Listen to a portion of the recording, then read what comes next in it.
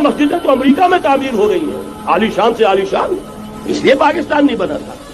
آج بھی مسلمان، میں معذرت سے عرض کر رہا ہوں مولانا سے، آج بھی بھارتی مسلمان کی ایوریج نمازی ہونے کے اعتبار سے پاکستانی مسلمان سے کہیں بہتر ہے۔ آج بھی برقع نظر آ جائے گا تو ہندوستان میں نظر آ جائے گا۔ میں نے اپنی آنکھوں دیکھا چند سال پہلے جب مکہ مسجد حیدرآباد دکن میں 3 دن مسلسل میری تقریریں ہوئی ہیں، 10,000 مرد اور 5,000 خواتین، اور ان میں سے کوئی بغیر برقعے کے نہیں تھی۔ ایک سیلاب نظر آ رہا تھا برقعوں کا کہ جب جلسہ ختم ہوا ہے رات کے 12 بجے 3 دن تک متواتر۔ یہاں کہاں نظر آئے گا برقع آپ کو؟ یہاں تو جس کے بعد 2 پیسے ہو گئے اس نے سب سے پہلے برقع اتار کے پھینک دیا۔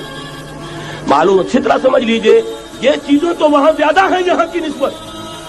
اصل ضرورت تھی کہ یہاں اس نظام کو قائم کیا جائے، وہ نظام عدل اجتماعی، وہ جس میں حریت ہو، جس میں عام آدمی بھی خلیفہ وقت کو ٹوک سکے۔ یہ کرتا کیسے بن گیا؟ ایک خاتون بھی کھڑی ہو کر دامن پکڑ لے، عمر تمہیں کیا حق ہے کہ ہمارے مہر کے اوپر پابندی لگا رہے ہو، جبکہ اللہ نے نہیں لگائی۔ یہ پاکستان، بچا کھچا Pakistan, what remains of Pakistan, یہ اصل میں ہے کیا؟ پاکستان نہیں ہے، 4 صدیوں کی تجدیدی مساعی کا حاصل۔ اقبال جیسا مفکر اسی 14ویں صدی ہجری میں، مودودی جیسا مصنف اسی 14ویں صدی ہجری میں، مولانا الیاس جیسا مبلغ رحمہم اللہ، یہ سارے کام یہاں کیوں ہوئے؟ پورا عالم اسلام آزاد ہوا، کہیں نعرہ اسلام کا نہیں لگا، کہیں عرب قومیت پر، کہیں کسی اور عصبیت پر تحریکیں چلی ہیں، صرف تحریک پاکستان تھی کہ پاکستان کا مطلب کیا؟ لا الہ الا اللہ۔ کوئی سبب ہے کہ یہاں قرارداد مقاصد بات ہوئی، حاکمیت اللہ کی ہے، کہ اکبر نام لیتا ہے خدا کا اس زمانے میں۔ یہ سارا ماضی سامنے رکھیے اور حضور کی دی ہوئی پیشن گوئیوں کا مستقبل سامنے رکھیے، ان دونوں سے ثابت ہوتا ہے اس خطہ ارضی سے کچھ ہونا ہے۔ یہ نہیں میں کہہ سکتا ان ادری قریب بعید ما توعدون، یہ میں نہیں کہہ سکتا، یقین کے ساتھ جانتا ہوں کہ آئے گا، لیکن یہ کہ اس کے بعد بھی یہیں سے بول بالا ہوگا۔ جو یہودی ورلڈ آرڈر کی نگاہوں میں کھٹک رہا ہے، میں کھٹکتا ہوں دل یزداں میں کانٹے کی طرح۔ اگرچہ ان کی اسٹریٹجی کیا ہے؟ ایک ایک کر کے ان کے حصے بکھرے کر کے تیا پانچا کرو۔ ابھی وہ بلاک کون سا ہے؟ ایران ہے، افغانستان ہے، پاکستان ہے، اور روسی ترکستان سے آزاد ہونے والی جو ریاستیں ہیں، یہ ایک سالڈ بلاک۔ یہ عجمی مسلمان عربی نہیں، عربی گئے، یہ نوٹ کر لیجئے، اس لیے کہ عربوں کو اللہ نے فضیلت دی تھی، محمد ان میں سے تھے صلی اللہ علیہ وسلم، یہ رتبہ بلند ملا جن کو مل گیا۔ لیکن ساتھ ہی اللہ نے دھمکی بھی دے دی تھی سورہ محمد میں، ان تتولوا یستبدل قوما غیرکم، اگر تم پیٹھ دکھا دو گے اس مشن کو جو ہم نے تمہارے حوالے کیا ہے، تمہیں ہٹائیں گے، کسی اور کو لے آئیں گے۔ اور یہ بات ہو چکی ہے 13ویں صدی عیسوی میں، 1258 میں جب سقوط بغداد ہوا ہے، عربوں کے ہاتھ سے عالم اسلام کی قیادت چھین لی گئی۔ اس کے بعد قیادت کن کے ہاتھوں میں آئی؟ ترکوں کے ہاتھ میں۔ ترکان تیموری ہندوستان میں، ترکان صفوی ایران میں، ترکان سلجوقی مڈل ایسٹ میں، اور ترکان عثمانی کا تو کہنا ہی کیا ہے، وہ ایشیا مائنر سے چل کر آپ کو معلوم ہے کہ مشرقی یورپ کا کتنا بڑا علاقہ، دی گریٹ آٹومان امپائر اس صدی کے آغاز تک قائم تھی۔ اس صدی میں عجیب عجیب معجزے ہوئے ہیں۔ گریٹ آٹومان امپائر جو 3 بر اعظموں پر محیط، نام و نشان ختم۔ The great U S S R, نام و نشان ختم۔ اب تو روس صاحب ایک ملک کی حیثیت سے رہ گئے۔ یہ اس صدی میں دو اور وقت نہیں ہے میں اور آپ کو کیا بتاؤں، اس صدی میں تو بڑے بڑے عجیب عجوبے ہوئے ہیں، بڑی بڑی 2 عظیم جنگیں ہو چکی ہیں، تیسری جو ہے سر پر کھڑی ہے، دور نہیں ہے، جس کو حدیث میں کہا گیا ہے الملحمۃ العظمی، تاریخ انسانی کی عظیم ترین جنگ، اور وہی صلیبی جنگ جس کا آغاز بوسنیا سے ہو چکا ہے۔ وہ تو آپ نے سنا ہوگا اقبال کا شعر، میرے عرب کو آئی ٹھنڈی ہوا جہاں سے، میرا وطن وہی ہے، میرا وطن وہی ہے۔ حدیث میں آتا ہے یخرج الناس من المشرق یؤتون للمہدی یعنی سلطانہ، مشرق سے فوجیں نکلیں گی کہ جو کہ مہدی کی حکومت قائم کریں گے، لیکن جتنا خون یہاں پر خلوص کے ساتھ دیا گیا ہے اس کی مقدار بھی کم نہیں ہے۔ یہاں سے خیر برآمد ہوگا۔ اور دوسری بات اپنے بارے میں نوٹ کر لیجئے، یہ پاکستان، بچا کھچا Pakistan, what remains of Pakistan, یہ اصل میں ہے کیا؟ مولانا بہت خوبصورت انداز میں فرما رہے تھے یہ 313 نہیں تھے، اسلام تھا. اسی طرح نوٹ کیجئے پاکستان نہیں ہے، 4 صدیوں کی تجدیدی مساعی کا حاصل. آپ نے کبھی نوٹ کیا ختم نبوت کے بعد اب سب سے اونچا منصب کس کا ہے؟ مجددین.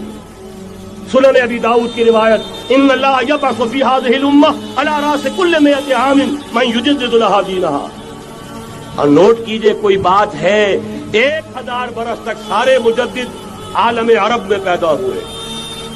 جیسے ہی دوسرا 1000 سال شروع ہوا، الف ثانی کا مجدد اعظم شیخ احمد سرہندی کہاں تھا؟ صنم خانہ ہند میں حاضر ہوا. میں شیخ مجدد کی لحد پر وہ خاک کے ہے زیر فلک مطلع انوار، گردن نہ جھکی جس کی جہانگیر کے آگے، جس کے نفس گرم سے ہے گرمی آ رہا وہ. پھر 12ویں صدی کا مجدد اعظم امام الہند شاہ ولی اللہ دہلوی، 13ویں صدی کا مجدد اعظم سید احمد بریلوی، اس کے خون کا امین اور اس کے ساتھ کے شہداء کے خون کا امین، ان کے جسموں کا امین آپ کا خطہ ہزارہ، آپ کا خطہ سوات، اس میں ان کی جانیں ہیں جو دی گئی ہیں. اور وہ نہایت میں آپ سے عرض کر دوں دور صحابہ کے بعد اتنا خالص اسلامی جہاد پوری مسلمان تاریخ میں نہیں ملے گا جتنا وہ تحریک شہیدین کا. 14ویں صدی ہجری میں شیخ الہند جیسا مجاہد اعظم کہ انگریز نے گرفتار کر کے قید بھی کیا ہے تو کہاں ہندوستان میں نہیں، کہاں جزیرہ ہے سائرس، کیا نام تھا؟ مالٹا، جزیرہ مالٹا بحر روم میں. اقبال کے نفس سے ہے لالے کی آگ تیز، ایسے غزل سرا کو چمن سے نکال دو. کہیں ہندوستان کی کسی جیل میں ہوا تو شاید اس کے نفس کی گرمی ہی سے کوئی حرارت پیدا ہو جائے. اور اسی صدی میں 14ویں صدی ہجری میں اقبال جیسا مفکر، اسی 14ویں صدی ہجری میں مودودی جیسا مصنف، اسی 14ویں صدی ہجری میں مولانا الیاس جیسا مبلغ رحمہم اللہ، عظیم شخصیتیں آج پورے عالم اسلام میں آپ کو تبلیغی دوست ملیں گے. یہ کہاں سے شروع ہوئی تحریک؟ دہلی کی ایک چھوٹی سی مسجد تھی، وہ مسجد بنگلے والی اب تو بڑی عالیشان ہو گئی ہے. جب وہاں شروع ہوا تھا کام بڑی چھوٹی سی مسجد. یہ سارے کام یہاں کیوں ہوئے؟ پورا عالم اسلام آزاد ہوا، کہیں نعرہ اسلام کا نہیں لگا، کہیں عرب قومیت پر، کہیں کسی اور عصبیت پر تحریکیں چلی ہیں. صرف تحریک پاکستان تھی کہ پاکستان کا مطلب کیا؟ لا الہ الا اللہ. کوئی سبب ہے کہ یہاں قرارداد مقاصد پاس ہوئی، حاکمیت اللہ کی ہے کہ اکبر نام لیتا ہے خدا کا اس زمانے میں. یہ سارا ماضی سامنے رکھیے اور حضور کی دی ہوئی پیشن گوئیوں کا مستقبل سامنے رکھیے. ان دونوں سے ثابت ہوتا ہے اس خطہ ارضی سے کچھ ہونا ہے. اگرچہ بھٹکے ہوئے ہیں لیکن کبھی بھولی ہوئی منزل بھی یاد آتی ہے راہی کو، اور بھٹکے ہوئے آہو کو پھر سوئے حرم لے چل. اس کی ضرورت ہے مسلمان کو پھر اس کا مقصد یاد دلایا جائے. پاکستان اس لیے نہیں بنایا گیا تھا کہ ہمارے ہاں ٹاٹے اور برلے نہیں تھے تو ہمارے پاس اس کے بھی باپ وجود میں آ جائیں، اس لیے تو نہیں بنایا گیا تھا. پاکستان اس لیے نہیں بنایا گیا تھا کہ جاگیرداروں کی جاگیرداریاں محفوظ ہو جائیں. پاکستان اس لیے تو نہیں بنایا گیا. دور آنا ہے عالمی غلبہ اسلام اور اللہ کے دین کا غلبہ اور خلافت علی منہاج النبوت کا قیام. اب اگلی بات، لیکن ظاہر بات ہے یہ کام کہیں ایک جگہ سے شروع ہوگا، ایک دم تو عالمی غلبہ پوری دنیا پر نہیں آ جائے گا. اس بات کو یہیں پر روکیے، اب اس بحث آگے چلے گی ہماری.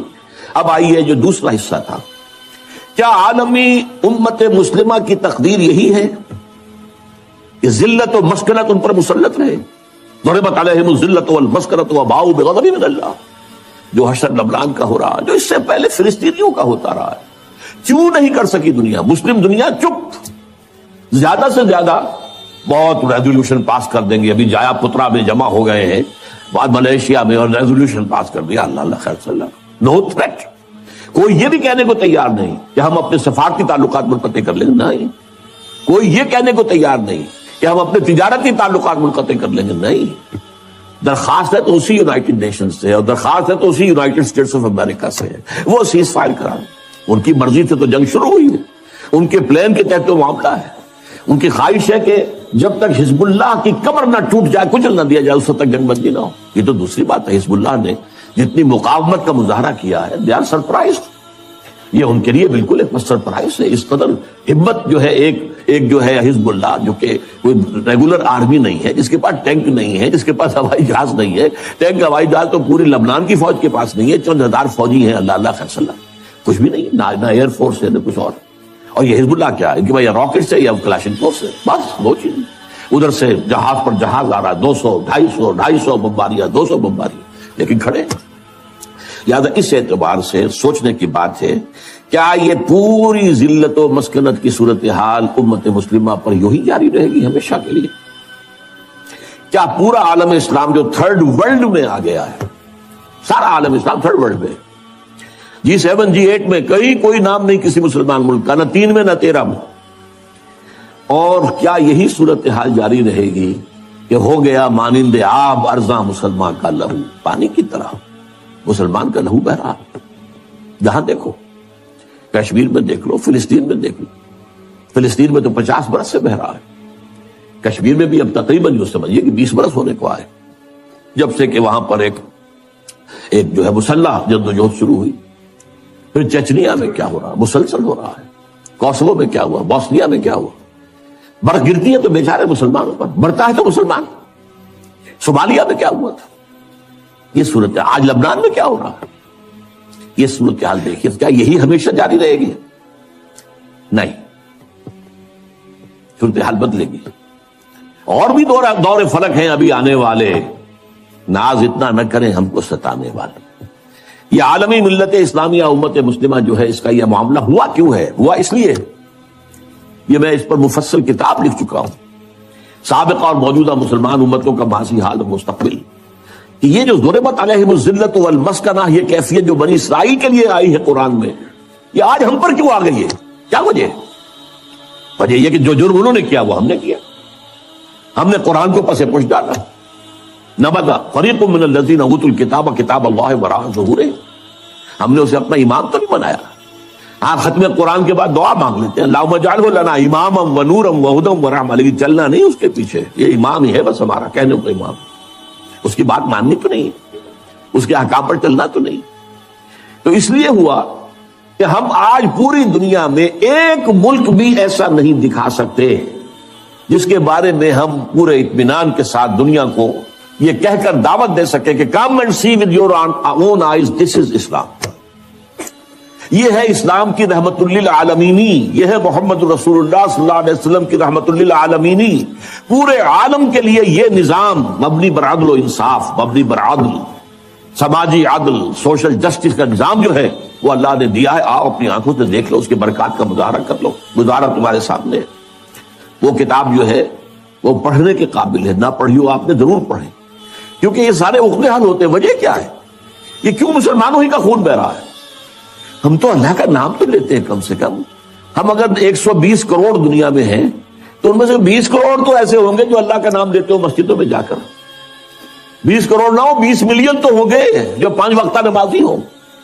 یہ کفار، یہ تثلیث کے قائل، یہ ملحدین، یہ خدا کے منکر، آج قوت ہے تو ان کے پاس، دبدبہ ہے تو ان کا، دنیاوی وسائل ہیں تو اس پر قبضہ ان کا. کیوں ہے؟ کیا وجہ ہے؟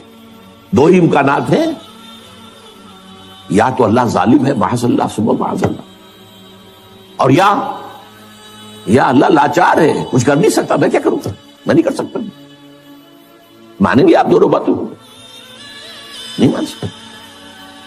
پھر کیا جواب ہے اس کا؟ بڑا پیارا شعر اقبال کا، تو قادر و عادل ہے مگر تیرے جہاں میں